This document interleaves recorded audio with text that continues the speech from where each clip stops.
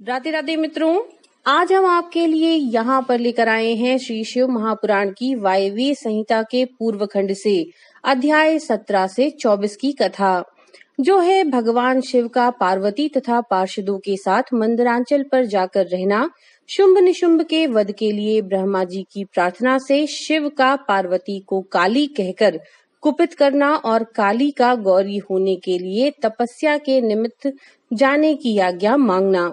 तो चलिए शुरू करते हैं।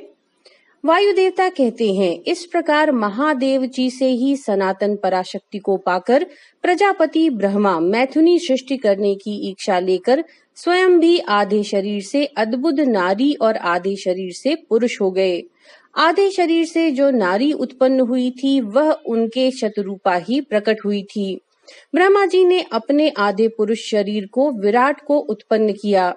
वे विराट पुरुष ही स्वयंभुव मनु कहलाते हैं। देवी शतरूपा ने अत्यंत दुष्कर तपस्या करके उदीप्त यश वाले मनु को ही पति रूप में प्राप्त किया।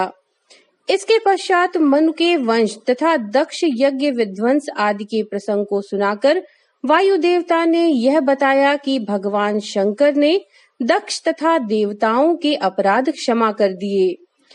तदनंतर ऋषियों ने पूछा, प्रभु अपने गणों तथा देवी के साथ अंतर्ध्यान होकर भगवान शिव कहाँ गए, कहाँ रहे और क्या करके विरत हुए। वायुदेव बोले, महर्षियों, पर्वतों में श्रेष्ठ एवं विचित्र कंदराओं से सुशोभित तथा परम सुंदर मंदराचल है। वहीं अपनी तपस्या के प्रभाव से देवाधिदेव महादेव जी का प्रिय निवास स्थान हुआ। उसने पार्वती और शिव को अपने सर पर ढोने के लिए बड़ा भारी तप किया था और दीर्घ काल के बाद उसे उनके चरणारविंदों के स्पर्श का सुख प्राप्त हुआ। उस पर्वत के सौंदर्य का विस्तार पूर्वक वर्णन सहस्त्रों मुखों द्वारा 100 करोड़ वर्षों में भी नहीं किया जा सकता। उसके सामने समस्त पर्वतों का सौंदर्य तुक्ष हो जाता है। इसलिए महादेव जी ने देवी का प्रिय करने की इच्छा से उस अत्यंत रमणीय पर्वत को अपना अंतःपुर बना लिया। इस सर्वश्रेष्ठ पर्वत का स्मरण करके रैब्य आश्रम के समीप स्थित हुए अंबिका सहित भगवान त्रिलोचन वहां से अंतर्ध्यान होकर चले गए। मंदराचल के उद्यान में पहुंचकर देवी सहित महेश्वर वहां की रमणीय तथा दिव्य अंतःपुर की भूमियों में रमण करने लगे। जब इस तरह कुछ समय बीत गया और ब्रह्मा जी की मैथुनी सृष्टि के द्वारा जब प्रजाएं बढ़ गईं, तब शुंभ और निशुंभ नामक 2 दैत्य उत्पन्न हुए। वे परस्पर भाई थे। उनके तपोबल से प्रभावित हो परमेष्ठी ब्रह्मा ने उन दोनों भाइयों को यह वर दिया था कि इस जगत के किसी भी पुरुष से तुम मारे नहीं जा सकोगे। उन दोनों ने ब्रह्मा जी से यह प्रार्थना की थी कि पार्वती देवी के अंश से उत्पन्न जो अयोनिजा कन्या उत्पन्न हो, जिसे पुरुष का स्पर्श तथा रति प्राप्त न हुई हो तथा जो अलंघ्य पराक्रम से संपन्न हो, उसके प्रति काम भाव से पीड़ित होने पर हम युद्ध में उसी के हाथों मारे जाएं। उनकी इस प्रार्थना पर ब्रह्मा जी ने तथास्तु कहकर स्वीकृति दे दी।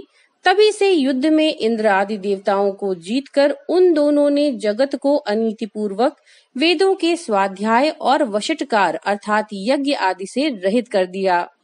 तब ब्रह्मा ने उन दोनों के वध के लिए देवेश्वर शिव से प्रार्थना की, हे प्रभु, आप एकांत में देवी की निंदा करके भी जैसे तैसे उन्हें क्रोध दिलाइए और उनके रूप रंग की निंदा से उत्पन्न हुई काम भाव से रहित कुमारी स्वरूपा शक्ति को निशुंभ और शुंभ के वध के लिए देवताओं को अर्पित कीजिए।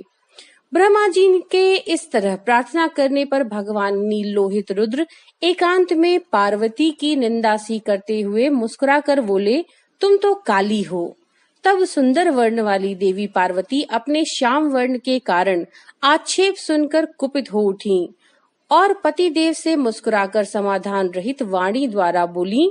देवी ने कहा, प्रभु, यदि मेरे इस काले रंग पर आपका प्रेम नहीं है तो इतने दीर्घ काल से अपनी शिक्षा का आप दमन क्यों करते रहे हैं। कोई स्त्री कितनी ही सर्वांग सुंदरी क्यों न हो, यदि पति का उस पर अनुराग नहीं हुआ तो अन्य समस्त गुणों के साथ उसका जन्म लेना व्यर्थ हो जाता है।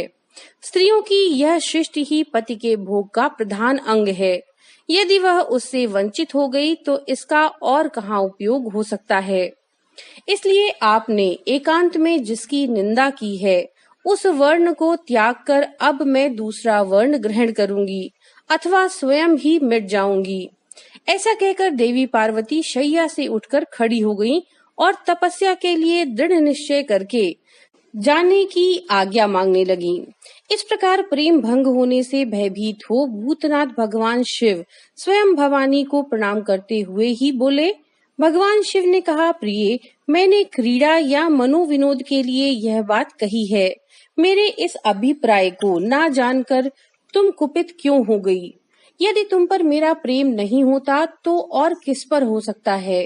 तुम इस जगत की माता हो और मैं पिता तथा अधिपति हूँ। फिर तुम पर मेरा प्रेम ना होना कैसे संभव हो सकता है? हम दोनों का वह प्रेम भी क्या कामदेव की प्रेरणा से उत्पन्न हुआ है? कदापि नहीं, क्योंकि कामदेव की उत्पत्ति से पहले जगत की उत्पत्ति हुई है। कामदेव की सृष्टि तो मैंने साधारण लोगों की रति के लिए की है। कामदेव मुझे साधारण देवता के समान मानकर मेरा कुछ कुछ तिरस्कार करने लगा था, अतः मैंने उसे भस्म कर दिया। हम दोनों का यह लीला विहार भी जगत की रक्षा के लिए ही है, अतः उसी के लिए आज मैंने तुम्हारे प्रति यह परिहास युक्त बात कही थी। मेरे इस कथन की सत्यता तुम पर शीघ्र ही प्रकट हो जाएगी। देवी ने कहा, भगवन, पति के प्यार से वंचित होने पर जो नारी अपने प्राणों का भी परित्याग नहीं कर देती, वह कुलांगना और शुभ लक्षणा होने पर भी सत्पुरुषों द्वारा निंदित ही समझी जाती है। मेरा शरीर गौर वर्ण का नहीं है, इस बात को लेकर आपको बहुत खेद होता है। अन्यथा क्रीड़ा या परिहास में आपके द्वारा मुझे काली कलूटी कहा जाना कैसे संभव हो सकता है? मेरा कालापन आपको प्रिय नहीं है, इसलिए वह सत्पुरुषों के द्वारा भी निंदित है। अतः तपस्या द्वारा इसका त्याग किए बिना अब मैं यहाँ नहीं रह सकती। शिव बोले, यदि अपनी श्यामता को लेकर तुम इस तरह संताप कर रही हो तो इसके लिए तपस्या करने की क्या आवश्यकता है? तुम मेरी या अपनी इच्छा मात्र से ही दूसरे वर्ण से युक्त हो जाओ।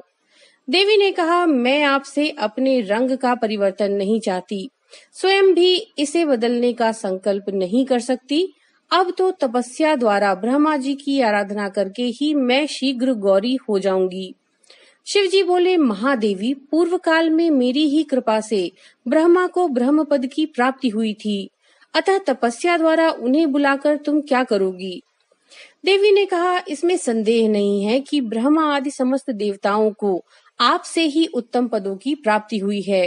तथापि आपकी आज्ञा पाकर मैं तपस्या द्वारा ब्रह्मा जी की आराधना करके ही अपना अभीष्ट सिद्ध करना चाहती हूँ।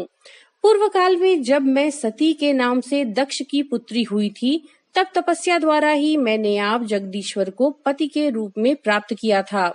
इसी प्रकार आज भी तपस्या द्वारा ब्राह्मण ब्रह्मा को संतुष्ट करके मैं गौरी होना चाहती हूँ। ऐसा करने में यहाँ क्या दोष है, ये बतलाइए। महादेवी के ऐसा कहने पर वामदेव मुस्कुराते हुए से चुप से रह गए। देवताओं का कार्य सिद्ध करने की इच्छा से उन्होंने देवी को रोकने के लिए कोई हठ नहीं किया। मित्रों, ये थी अध्याय 17 से 24 की कथा वायवीय संहिता के पूर्व खंड से शिव पुराण से। इसके आगे की कथा अगले वीडियो में। तब तक के लिए नमो नारायण।